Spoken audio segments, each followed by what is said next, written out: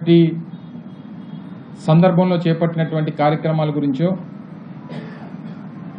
లేదా ఈ ప్రాంతం మీద, ఎందుకంటే ఉమ్మడి రాష్ట్రానికి ఆయన 9 సంవత్సరాలు ముఖ్యమంత్రిగా, తర్వాత రాష్ట్ర విభజన జరిగిన తర్వాత మొట్టమొదటిసారిగా ఆయనకి రాష్ట్ర ప్రజలు అవకాశం ఇచ్చారు. ఆ 5 సంవత్సరాలు కూడా కేవలం ఒక ప్రాంతం మీద, ఒక ప్రాంతం గురించి, ఆ ప్రాంతంలో ఆయన చేపడుతున్నటువంటి, ఆయన పార్టీకి సంబంధించినటువంటి పెద్దలు చేపట్టినటువంటి కొన్ని కార్యక్రమాల గురించి తపన పడినటువంటి కార్యక్రమాలను మనం చూసాం. సరే, ఏదేమైనప్పటికీ వారు ముఖ్యమంత్రిగా తొలిసారి ఉత్తరాంధ్ర వచ్చినప్పుడు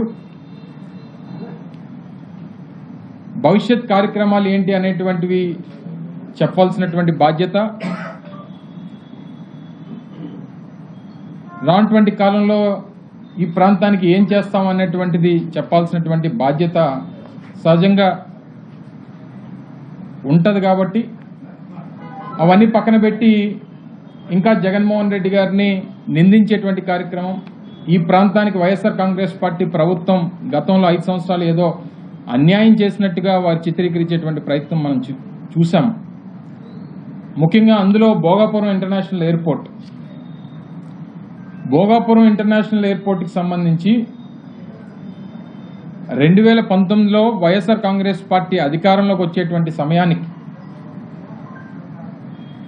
2200 ఎకరాలు ఏదైతే భోగాపురం ఇంటర్నేషనల్ ఎయిర్పోర్ట్కి సంబంధించి నిర్మాణం చేపట్టాలని చెప్పి నిర్ణయం తీసుకున్నామో,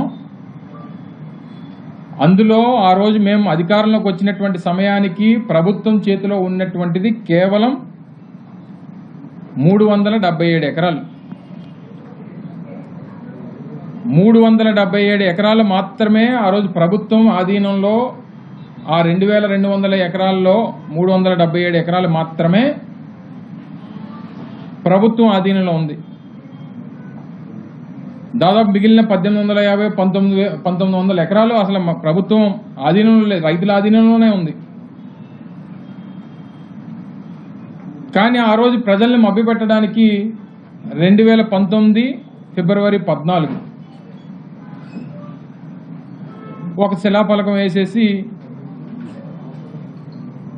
అప్పుడు కూడా ప్రజల్ని మభ్యపెట్టేటువంటి ప్రయత్నం చేశారు. సరే, తర్వాత ప్రజలు ఏ రకంగా నిర్ణయం తీసుకున్నారో మనం చూసాం.